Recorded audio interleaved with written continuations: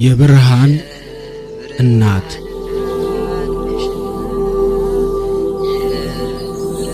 የእግዚአብሔር እንግዳ ንጉሥ ዳዊት ሰማዮችን ባየሁ ጊዜ ጨረቃና ከዋክብትን አንተ የሠራቸውን ታስበው ዘንድ ሰው ምንድነው? ትጎበኘውስ ዘንድ የሰው ልጅ ምንድነው? አቤቱ እርሱን ታውቀው ዘንድ ሰው ምንድነው?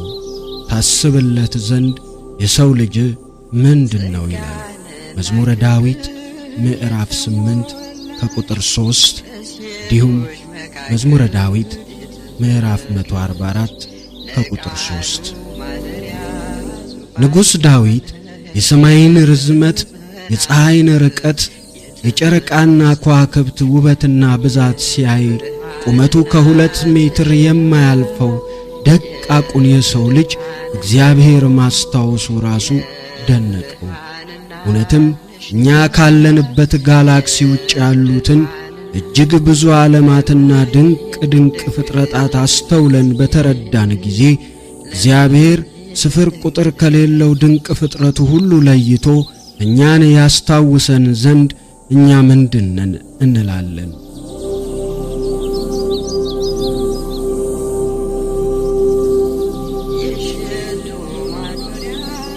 እኛን ሊጎበኝ እስከ ሐሳባችን ድረስ ሊመረምረን መፍቀዱስ የሰው ልጆች ምን ስለሆንን ነው? ጻድቁ ኢዮብ ታከብረው ዘንድ ልብህንስ ትጥልበት ዘንድ ሰው ምንድነው እንዳለው እግዚአብሔር እኛን ማወቁ ብቻ ራሱ እኛ የሰው ልጆች ምን ስለሆንን ነው ያሰኛል። የራሳችንን ጠጉር ሳይቀር በቁጥር ያውቀን ዘንድ እኛ ምንድነው? ክፉ ደግ መስራታችን በቀንና ሌሊት የሚከታተለንስ ምን ስለሆንን ነው? ማለዳ ማለዳ ትጎበኘው ዘንድ ሁልጊዜስ ትፈታተነው ዘንድ ሰው ምንድነው? በመጽሐፈ ኢዮብ ምዕራፍ 7 ከቁጥር 18። እጅግ ውስብስብና ግዙፋን የሆኑ የእልፍ አእላፋት ከዋክብትና የብዙ ሺህ ፀሐዮች ባለቤት እኛ የማናውቃቸው የብዙ ፕላኔቶች ፈጣሪ ባለ አጭር ቁመት ባለ ጠባብ ደረቶቹን እኛን ማየቱ ለምን ይሆን? በመጠኗ ከሌሎች ብዙ ፕላኔቶች ከምታንሰው መሬት ላይ አፈር ዘግኖ የፈጠረውን ደካማ ፍጡር ለቅጽበት እንኳን ዓይኑን ሳይነቅል መመልከቱ የሰው ልጅ ምን ስለሆነ ነው? ጻድቁ ኢዮብ እንዲህ ሲል ይጠይቀዋል። የማትተወኝ እስከ መቼ ነው? ምራቄንስ እስክውጥ ድረስ የማትለቀኝ እስከ መቼ ነው? ሰውን የምትጠብቅ ሆይ በድዬስ እንደሆነ ምን ላድርግልህ? ስለምን እኔን ለአንተ ዓላማ አደረግከኝ? ስለምን እኔ ሸክም ሆንኩብህ? መጽሐፈ ኢዮብ ምዕራፍ 7 ከቁጥር 18 እስከ 20።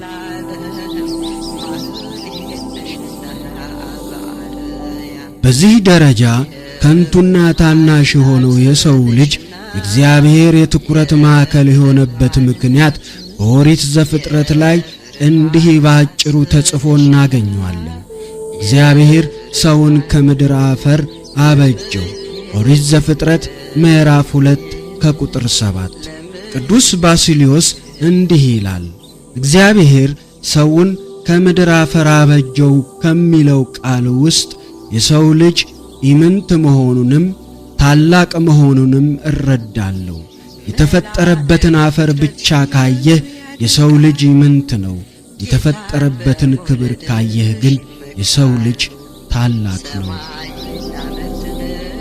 በእርግጥም እግዚአብሔር ሰማይንና ምድርን ጨረቃና ከዋክብትን የፈጠረበትን መንገድ ሰውን ከፈጠረበት ሁኔታ ጋር ሲታይ የሰው ልጅ ከሁሉም ታላቅ ነው።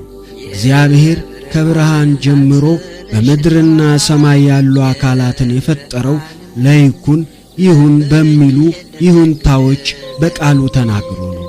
ብርሃን ይሁን ሲል ብርሃን ሆነ። ጠፈር ይሁን ሲል ጠፈር ሆነ። የብስ ይገለጥ አለ፣ የብስ ሆነ። ምድር ዘርን ታብቅል አለ፣ በቀለ። ብርሃናት በሰማይ ይሁኑ አለ፣ ብርሃናት ሆኑ። ውሃ ተንቀሳቃሾችን ታስገኝ አለ፣ ተገኙ። ምድር እንስሳትን ታስገኝ አለ፣ ተገኙ። ባህር ዓሣዎችን እንድታወጣ ምድርን እጽዋትን እንድታበቅል በቃሉ ያዘዘ እግዚአብሔር የሰው ልጅን ካፈር ሲፈጥረው ግን ምድር ሰውን ታብቅል አላለም። ከመፍጠሩ በፊት እስካሁን ካደረገው በተለየ ከራሱ ጋር ተነጋገረ። ሰውን በመልካችን እንደ ምሳሌያችን እንፍጠር በሚል ልዩ የሆነች ምክረ ሥላሴ እግዚአብሔር ከራሱ ተማክሮ ሰውን ሊፈጥር ወደደ። መላእክቱን በሐሳቡ፣ ሌላውን ፍጥረት በቃሉ የፈጠረው ሁሉን ቻይ አምላክ ሰውን ግን በግብር ሊፈጥር ወዶ ለአክብሮተ ሰብ ጭቃ ይዞ ታየ። ቅዱስ ባሲልዮስ እንዲህ ይላል፣ ከእኛ በላይ የተዘረጋው ታላቁ ሰማይ የተፈጠረው በእግዚአብሔር ቃል ነው። እንደ ትልቅ የምንቆጥራቸውና ዓይናችንን አንጋጠን የምናደንቃቸው ፀሐይ፣ ጨረቃና ከዋክብትም በቃሉ ብቻ የተፈጠሩ ናቸው። ባሕርና የብስ እንስሳትም ሁሉ በቃሉ የተፈጠሩ ናቸው። ከብርሃን በላይ ከሰማይም በላይ ከጠፈርም በላይ ከብርሃናትም በላይ ግን የሰው ልጅ አፈጣጠር የከበረ ነው። የእኛ ሰውነት ሙሉ በሙሉ በእጆቹ ያበጃጃቸው ዘንድ የተገባ ሆነ። አንዱን መልአክ እንዲያበጃጀን አላዘዘውም። ምድር ራሷ እንደ በራሪ ነፍሳት አላበቀለችንም።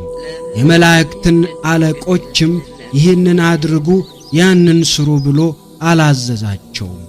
እንደ ሰዓሊና ቀራጺ በአምላካዊ እጆቹ አፈርን አነሣ። የተሠራበትን መንገድ ስታይ ሰው ክቡር ነው። የተፈጠረበትን አፈር ስታይ ሰው ከንቱ ነው። ነቢዩ ዳዊት የፀሐይን የጨረቃና የከዋክብትን ታላቅነትና ውስብስብ ተፈጥሮ አይቶ ከሰው ታናሽነት ጋር አነጻጽሮ ታስበው ዘንድ ሰው ምንድነው አለ እንጂ ከተፈጠርንበት ክብር አንጻር ስናየው በእጆቼ የፈጠርከውን የሰውን ልጅ ባየሁ ጊዜ ታስባት ዘንድ ፀሐይ ምንድናት ትጎበኛቸውስ ዘንድ ጨረቃና ከዋክብት ምንድናቸው የሚያሰኝ ክብር ለሰው ልጅ ተሰጥቶታል። እግዚአብሔር ብዙ ከዋክብትን ቢፈጥርም አንዳቸው ምንም ዕውቀት የላቸውም። ፀሐይ ምን ብትገዝፍ ከትልቅ የእሳት ኳስነት ያለፈ ሕያውነት የላትም። ከሩቅ አምራ ተውባ ለብዙሃን ብታበራም ማን እንደሆነች ለማን እንደምታበራ እንኳ አታውቅም።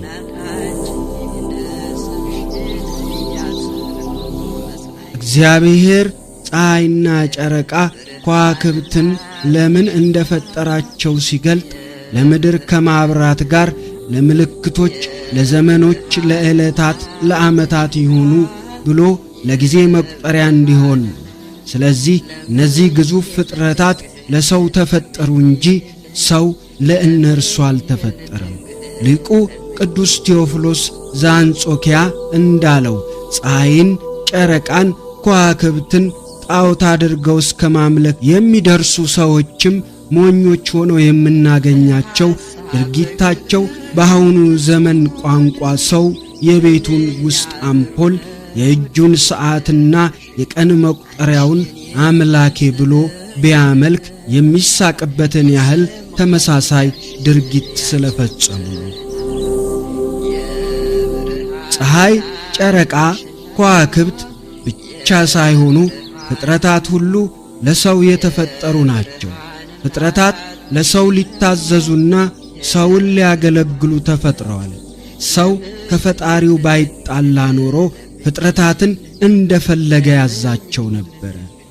ይህን እውነትም ከእግዚአብሔር ጋር የታረቁ ቅዱሳን ሰዎች ተፈጥሮን አዘው አሳይተውናል።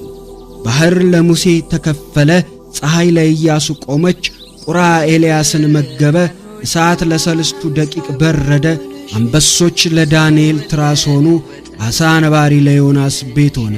በዚህም ሁሉ ለሰው የተሰሩ መሆናቸውን ነገሩን።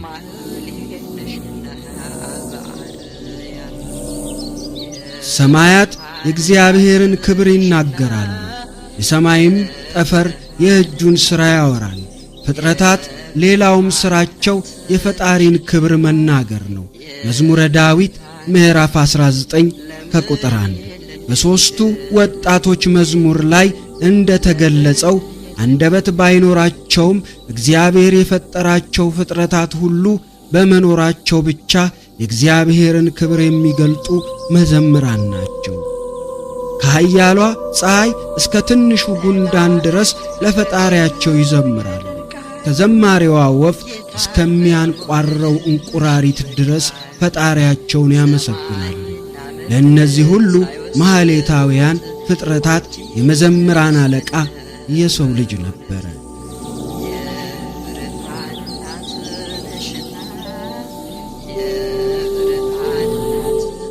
ከእነዚያ ሁሉ ድንቅ ድንቅ ፍጥረታት የበለጠው ፍጥረት የፈጣሪው አምሳል አዋቂ ገዢና ሕያው ሆኖ የተፈጠረው የሰው ልጅ ነው። እግዚአብሔር ሰውን በመልካችን እንደ ምሳሌያችን እንፍጠር ሲል ሰምተው ቅዱሳን መላእክት እግዚአብሔርን የሚመስል ፍጥረት እንዴት ያለ ነው ብለው ሊያዩት የጓጉለት ግሩምና ድንቅ ፍጥረት ሰው ነው። ሰው የእግዚአብሔር ድንቅ ሥራ መላው ሕዋው ጠቅልሎ የያዘ ንዑስ ዓለም ከመላው የከዋክብት ሥርዓት በላይ የተወሳሰበ አእምሮ ያለው ጠቢብ ሊኖር እንጂ ሊሞት ያልተፈጠረ ንጉሥ በእጆችህ ሥራ ሁሉ ላይ ሾምኩህ እንደሚል እግዚአብሔር በፍጥረቱ ላይ የሾመው ገዢ ነው።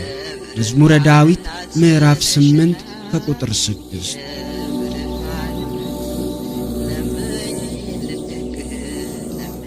ሰውን እግዚአብሔር በአርአያውና በአምሳሉ መፍጠሩን ራሱ በቃሉ እንፍጠር ብሎ መስክሮ መናገሩ የሰው ልጅ ከፍጥረታት ሁሉ በላይ ከፍ ያለ ያደርገዋል። ምንተኑ ይከብርም ዝንቱ ማዕረግ አይ ምክህ ዘኢያአቢ እምዝንቱ ትምክህት። ከዚህ ክብር የሚበልጥ ምን ክብር አለ? ከዚህ ትምክህት የበለጠስ ምን የሚያስመካ ነገር አለ? እንዳለ ቅዱስ ጎርጎርዮስ ዘእንዚናዙስ።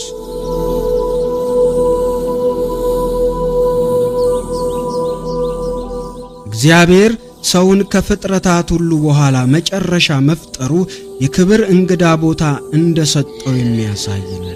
እንግዳ ከመምጣቱ በፊት ሁሉ ነገር እንደሚዘገጃጅ እግዚአብሔር ሰማዩን በከዋክብት አስጊጦ ምድርን በአበባ አስውቦ ያቆየው በመላእክት ታሳጅቦ የተቀበለው እግዚአብሔር እንግዳ የሰው ልጅ ነው። ቅዱስ ዮሐንስ አፈወርቅ እግዚአብሔር ለፍጥረቱ ሁሉ የደፋላቸው ዘውድ አክሊል ፍጥረት አዳም ነው ይላል። ንጉሥ ሁሉን ልብሱን ለብሶ ከተዘጋጀ በኋላ በመጨረሻ ላይ ዘውዱን እንደሚደፋው እግዚአብሔር የፈጠራቸውን ፍጥረታት ሁሉ ከተፈጸሙ በኋላ በላያቸው ላይ አዳም የተባለ ዘውድ ጫነላቸው። አዳም የሚለው ስም ከጎኑ ያለችውን ሔዋንንም የሚጨምር ስም ነው። ወንድና ሴት አድርጎ ፈጠራቸው፣ ባረካቸው። ስማቸውን በፈጠረው ቀን አዳም ብሎ ጠራቸው እንዲል ኦሪት ዘፍጥረት ምዕራፍ 5 ከቁጥር 2።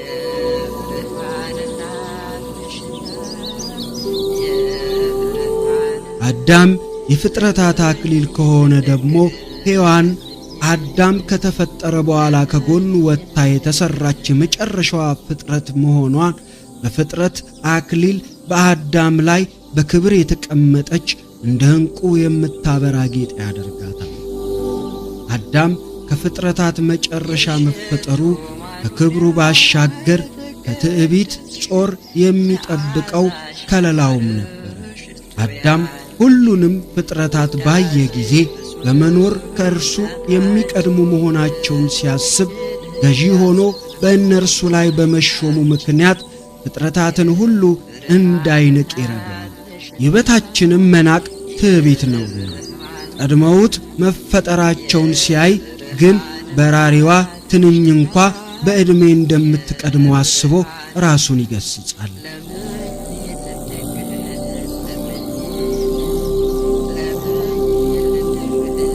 እግዚአብሔር ስም አውጣላቸው ብሎ በሰጠው ክብር አዳም በእንስሳት ላይ ንጉሥ ነበረ። ቅዱስ ኤፍሬም እንዳለው እስራኤል ከክብሩ የተነሳ የሙሴን ፊት ለማየት እንዳልተቻላቸው እንስሳት አዳም ስም ባወጣላቸው ጊዜ የፊቱ ክብር ከማየት ተስኗቸው አቀርቅረው ይሄዱ ነበር። ለዚህም ምክንያት ቀለሜንጦስ እንዳለ የአዳም ብርሃን ከፀሐይ ብርሃን ይልቅ የሚበልጥ ሥጋውም እንደ ጠዋት ኮከብ የሚያበራ ስለነበረ ነው። ወዳጄ ይህን ስትሰማ ሰው እንዴት እንደ ፀሐይ ሊደምቅ እንደ ከዋክብት ሊያበራ ይችላል ብለህ ለማመን ከተቸገርክ አዳምም የበደለው አሁን እኔና አንተ ያለንበትን ሳይደምቁ ሳያምሩ መኖር እንዳለ ማመን ስላልቻለ ነው። አዳምና ሔዋን አለመታዘዛቸው የሚያመጣባቸው ጥፋት ለመገመት አልቻሉም ነበር።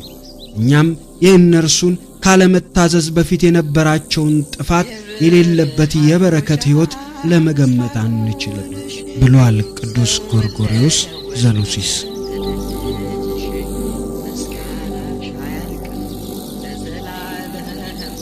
ቅዱስ አባ ጊዮርጊስ ዘጋስጫም አዳም በገነት ሳለ ለብሶት የነበረውን የክብር ብርሃን በታቦር ተራራ ከተገለጠው ሁለተኛው አዳም ክርስቶስ ለደቀ መዛሙርቱ ካሳየው ብርሃን ጋር አንድ ነው ይላል። እንስሳት ብርሃን የለበሰውን አዳም ሲያዩ እንደ ታቦር ደቀ መዛሙርት በፍርሃት ከመውደቅ በቀር ምንም ማድረግ አይችሉም ነበር። በዚህ ደረጃ የሚያከብሩትን ፍጥረታት አዳም ቀድሟቸው ተፈጥሮ ቢሆን ኖሮ ኋላ የገጠመው ፈተና ቀድሞ መጥቶ ፈጣሪያችሁ ነኝ እንዳያሰኘው ጠበቀው።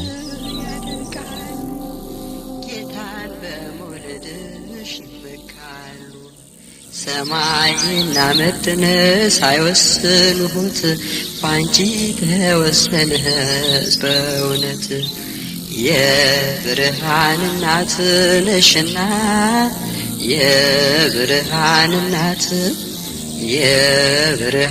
እናት ነሽና የብርሃን እናት ለምኝልን ድንግል